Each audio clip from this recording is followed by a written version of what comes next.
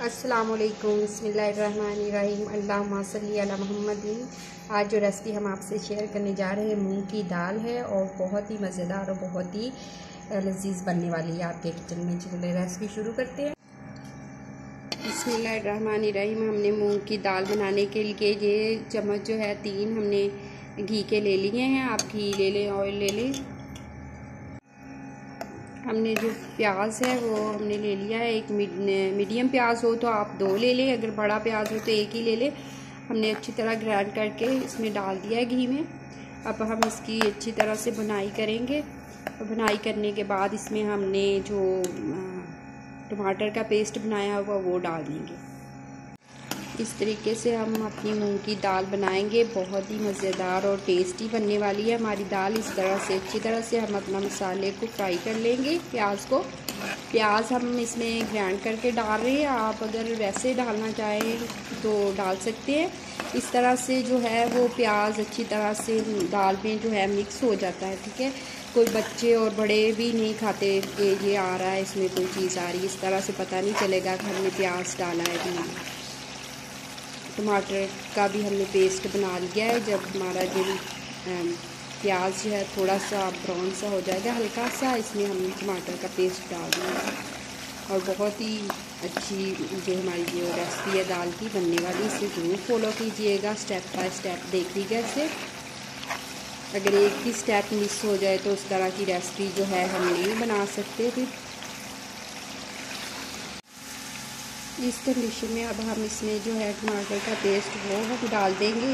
1 टमाटर लिया था, उसका हमने पेस्ट बना लिया। ठीक है, 1 पाव दाल के लिए हम ये बना रहे रेसिपी। और अब इसे भी हम ज़रा पकने देंगे अच्छी तरह से। हमारा जो मसाला है ये घी छोड़ दे अच्छी तरह से, फिर हम इसमें अपने मसाले बाकी ऐड करेंगे। ये देखिए घी छोड़ दिया हमारे जो टमाटर वगैरह डाले थे और प्याज का पेस्ट। अब हम इसमें अपने मसाले सारे ऐड करेंगे। नमक का 1 चम्मच ले लेंगे चाय का। ठीक है, आप हस्बे जायका इस्तेमाल कर सकते हैं। और हल्दी का 1/2 चम्मच ले लेंगे हम। और सुरख मिर्च पाउडर का हम 1 चम्मच इसमें लेंगे। और ज़ीरा है कुटा हुआ, ज़ीरा और अजवाइन डालेंगे इसमें थोड़ी सी, इसके टेस्ट को और मज़ेदार कर देती है इसमें। ठीक है, इसमें हम ये थोड़ा सा गर्म मसाले का ऐड कर देंगे।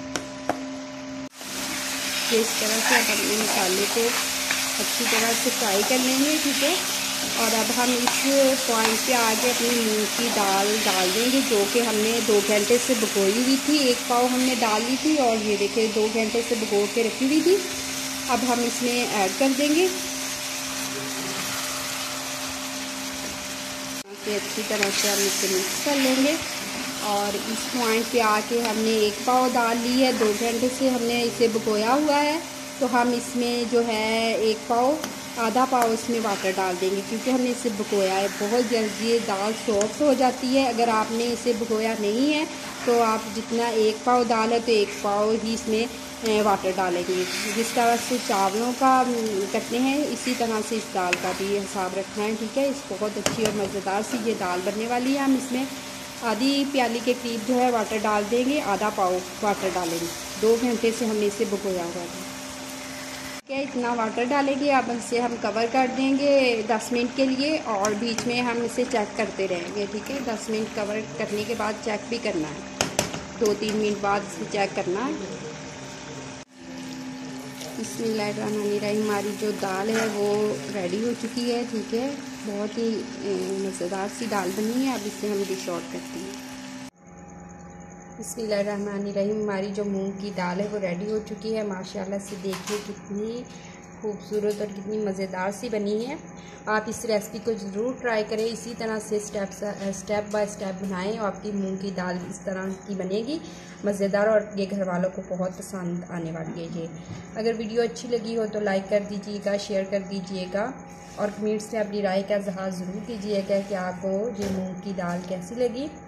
अल्लाह ताला आपके दस्तरखान को रहमतों बरकतों और खुशियों से भर दे। अल्लाह हाफिज़।